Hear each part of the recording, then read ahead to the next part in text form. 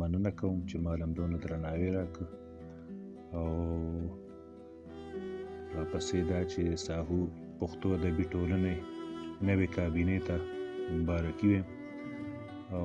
دا توقع ترې لرو چې د دې ټولنې چې کوم روایت دی او یو وخت کې د دې ډېر ښه دوران تېر کړی دی نو چې هغه دوران د هغې نشاط ثاني ابو کي او د نوو شاعرانو ملګرو چې کوم کشران راځي د هغې د تربیت دپاره د هغې د روزنې دپاره به دا خپل کار چې دی دا به جاري وساتي او د غټه ذمهواري چې کوم ده نو هغه د آفتاب بدر جوړېږي او هیله لرم چې دی به خپل ذمهوارۍ او خپل چې کوم د مشرانې هغه صحیح حق دی چې هغه صحیح ادا کړي او دا شعرونه خو یو غزل دی چې د دعاګانو په مزار باندې ګلونه ږدمه د دعاګانو په مزار باندې ګلونه ږدمه د جانان خپو کې خپل نیمګړي ارمانونه ږدمه په دې بازار کې خو هر څه شولو د اور په بیه په دې بازار کې خو هر څه شولو د اور په بیه نور به د ځان سره د خپل ضرورتونه ږدمه او هر سړی ما ته په سینه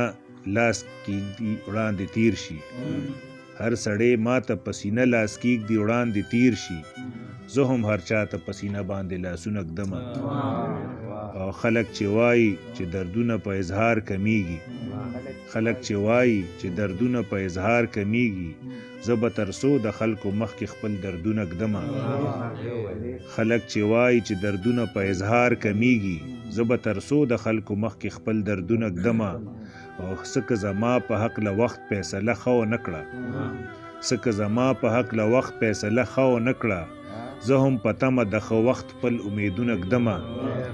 او تاریخ که ټول عمر زما د ننګ په ضد تللی دی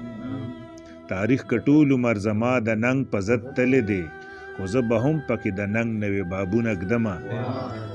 تاریخ که ټول عمر زما د ننګ په ضد تللی دی خو زه به هم پکې د ننګ نوې بابونه ږدمه او فیضه په سترګو د جانان کې خپل ژوندون وینمه